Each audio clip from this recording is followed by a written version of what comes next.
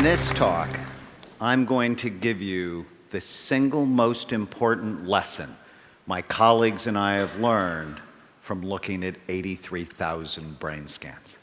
But first, let me put the lesson into context. I am in the middle of 7 children. Growing up, my father called me a maverick, which to him was not a good thing.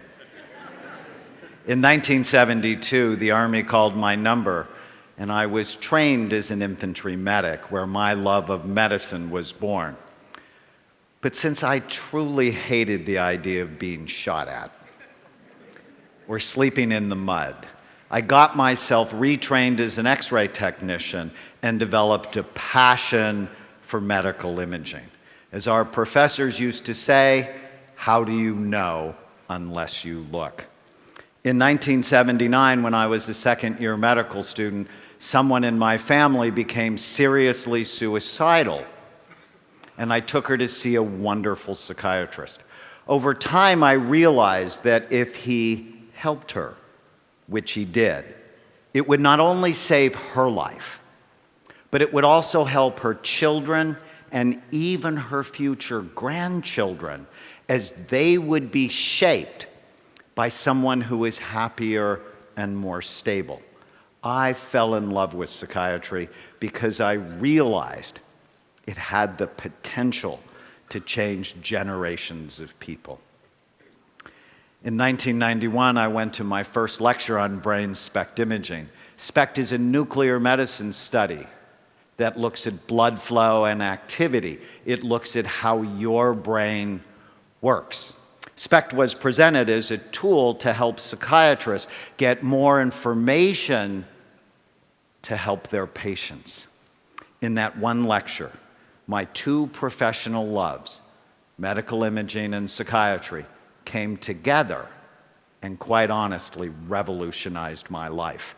Over the next 22 years, my colleagues and I would build the world's largest database of brain scans related to behavior on patients from 93 countries.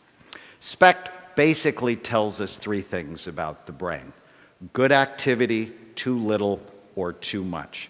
Here is a set of healthy SPECT scans. The image on the left shows the outside surface of the brain, and a healthy scan shows full, even, symmetrical activity. The color is not important, it's the shape that matters. In the image on the right, red equals the areas of high activity, and in a healthy brain, they're typically in the back part of the brain. Here is a healthy scan compared to someone who had 2 strokes. You can see the holes of activity. Here's what Alzheimer's looks like, where the back half of the brain is deteriorating.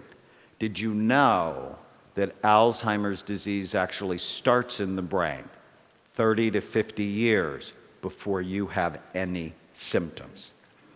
Here's a scan of traumatic brain injury. Your brain is soft and your skull is really hard.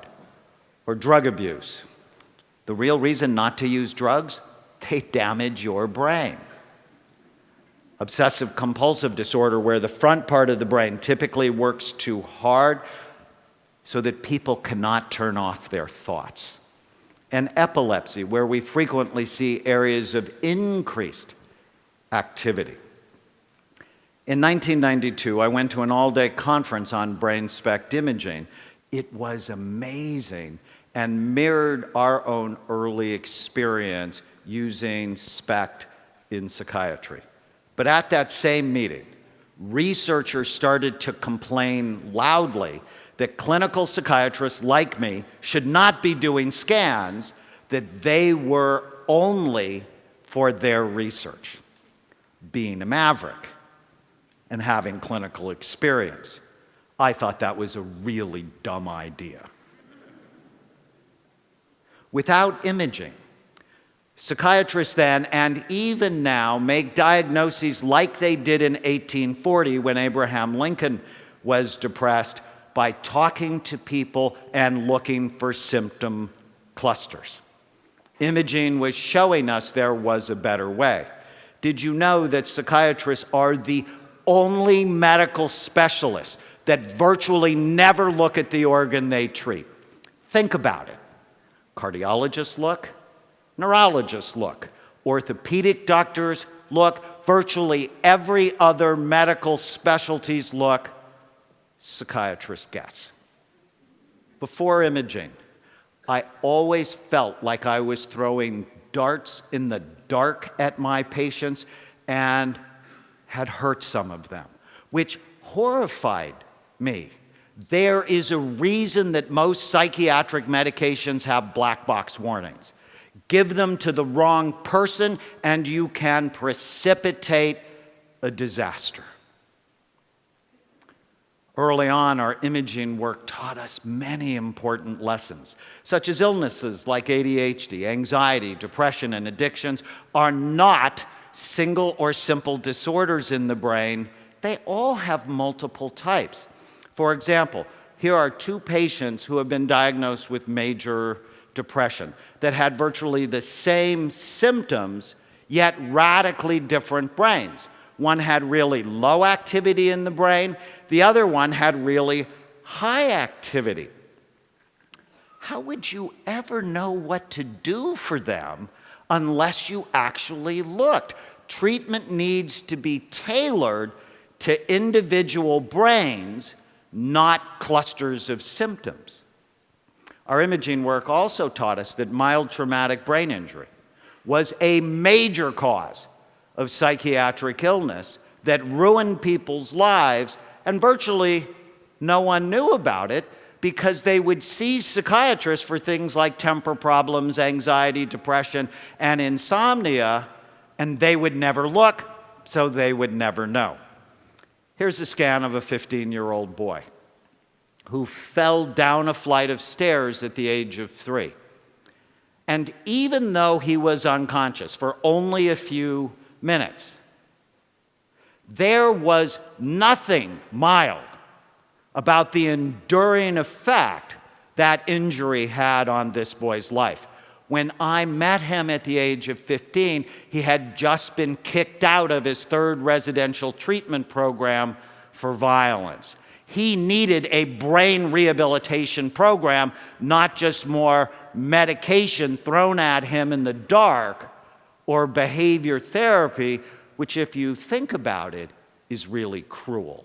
To put him on a behavior therapy program when behavior is really an expression of the problem, it's not the problem.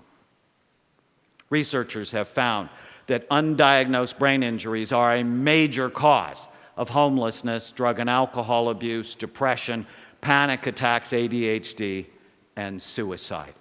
We are in for a pending disaster with the hundreds of thousands of soldiers coming back from Iraq and Afghanistan, and virtually no one is looking at the function of their brain.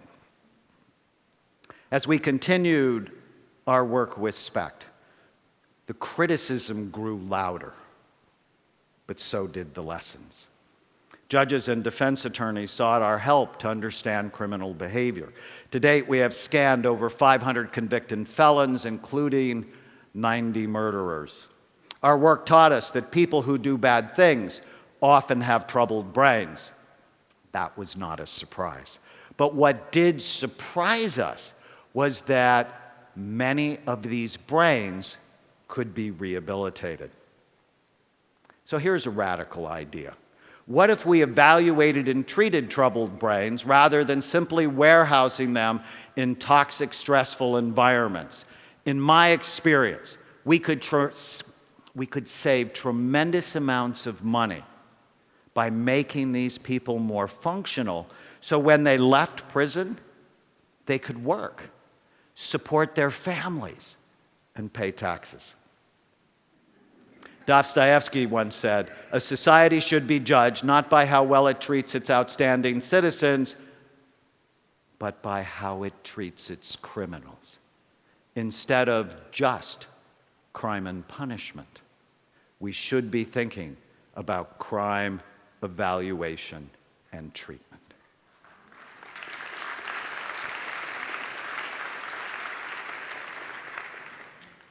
So after 22 years and 83,000 scans, The single most important lesson my colleagues and I have learned is that you can literally change people's brains. And when you do, you change their life. You are not stuck with the brain you have. You can make it better, and we can prove it. My colleagues and I performed the first and largest study on active and retired NFL players, showing high levels of damage in these players at a time when the NFL said they didn't know if playing football caused long-term brain damage. The fact was they didn't want to know. That was not a surprise. I think if you get most thoughtful 9-year-olds together and you talk about the brain is soft, about the consistency of soft butter, it's housed in a really hard skull that has many sharp bony ridges, 28 out of 30 9-year-olds would go, probably a bad idea for your life. But what really got us excited was the second part of the study, where we put players on a brain smart program and demonstrated that 80% of them could improve in the areas of blood flow, memory, and mood, that you are not stuck with the brain you have. You can make it better on a brain smart program. How exciting is that? I am so excited. Reversing brain damage is a very exciting new frontier, but the implications are really much wider. Here is the scan of a teenage girl who has ADHD, who is cutting herself, failing in school, and fighting with her parents. When we improved her brain, she went from D's and F's to A's and B's and was much more emotionally stable. Here's a scan of Nancy.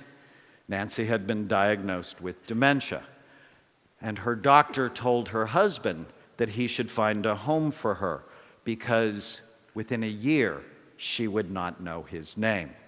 But on an intensive brain rehabilitation program, Nancy's brain was better, as was her memory. And 4 years later, Nancy still knows her husband's name. Or my favorite story to illustrate this point is Andrew, a 9-year-old boy who attacked a little girl on the baseball field for no particular reason, and at the time was drawing pictures of himself hanging from a tree and shooting other children. Andrew was Columbine, Aurora, and Sandy Hook waiting to happen. Most psychiatrists would have medicated Andrew as they did Eric Harris and the other mass shooters before they committed their awful crimes. But SPECT imaging taught me that I had to look at his brain and not throw darts in the dark at him to understand what he needed.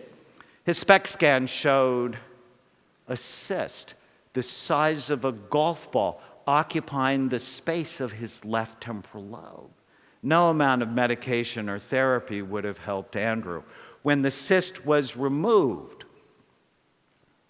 his behavior completely went back to normal, and he became the sweet, loving boy he always wanted to be.